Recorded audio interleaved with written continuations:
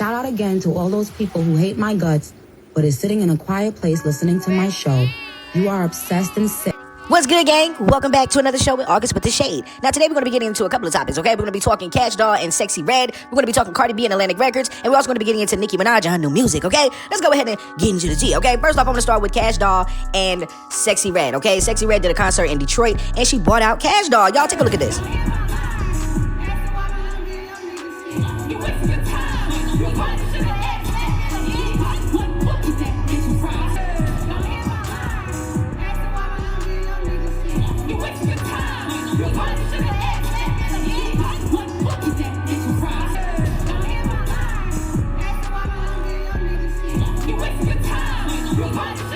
First off, I do love when two girls, you know what I'm saying? Like, first off, I feel like Sexyy Red has been very, very complimenting of all of the girls. You know what I'm saying? She's came in and basically bowed down to everybody. Like, she really has a really, really good spirit. So, her bringing her out in her hometown, I thought that was really, really dope. You know what I'm saying? Kash isn't a bad artist, but you know, the barbs really don't mess with Kash because of, you know, the situation she had with Nicki Minaj. But she was also seen, you know, getting her hair done listening to Nicki Minaj. So, you know, who knows? I mean, Kash isn't one of those girls that it really isn't about the drama and stuff like that. So, you know, congratulations to both of those girls. You know, we really appreciate when the girls have genuine love for each other and really show love. You know what I'm saying? Now, let's get into our next topic, okay? Our next topic is about Atlantic Records and Cardi B and how they are cutting her budget for her new album by 50%, okay? Now, the news that Atlantic Records is implementing a 2025 savings plan by cutting the genre and artist funding is a stark reminder of how the music industry continues to be driven by financial considerations, okay? Now, let's say Cardi B in this, you know, specific scenario, right? Atlantic Records is, you know, having every artist drop their music. All of the girls gotta literally come together, you know, come up with a project, whether it's a mixtape or an album. If you are a more solidified artist, they are definitely gonna want you to drop a new album rather than a mixtape. So, for Cardi B has, you know, been waiting for 7 years to drop her album,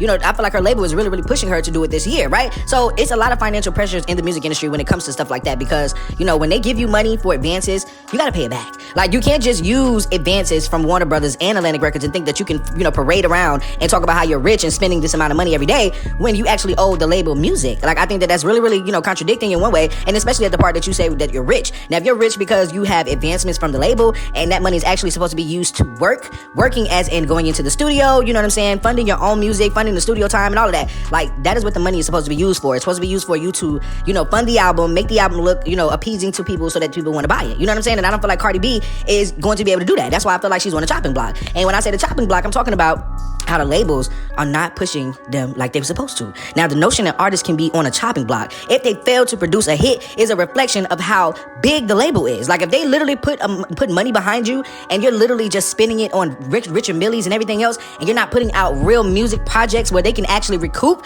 girl, that is a bad look for Cardi B. So Cardi really better watch what she has going on. She better watch some of those investments, some of them Birkin bags she might have to take to the bank. You know what I'm saying? Because it's getting a little sticky around here, okay? So I'm hoping that Cardi B don't put a little money up because Atlantic Records is not playing with y'all, okay? They said Cardi B is the first on the chopping block if she can't produce a hit by May.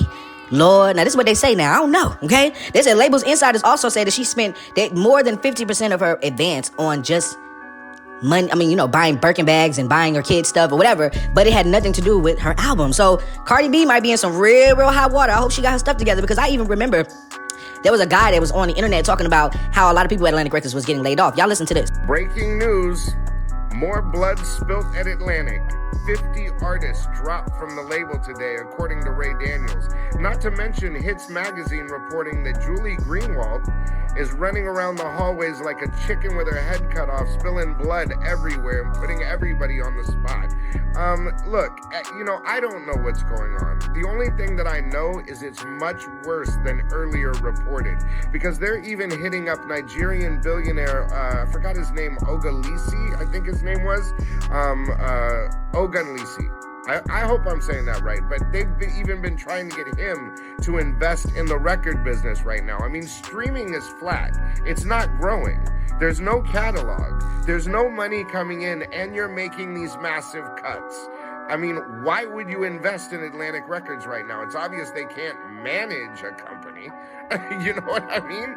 Look, I mean, and there's talks of Ed Sheeran and Bruno Mars and them needing the money from the billionaires so that they can stabilize and sign these artists so they have records coming out. I mean, look, the smarter thing would for Ed Sheeran and Bruno Mars would to be go independent and find an outside investor. And by the way, if you guys do, I know just the person to go to. But anyways, yeah. And apparently Julie and Leor were going at it at one point. I didn't even know this. Apparently Leor stabbed Julie in the back when he was going for Max's job when Max was on the way out. I mean, this is Days of Our Lives type stuff. I mean, it's... So come on now, we got to start getting it together because we are, listen, the girls are really going to be mad when they got to really put out something like, and they don't put out something that the labels are going to like.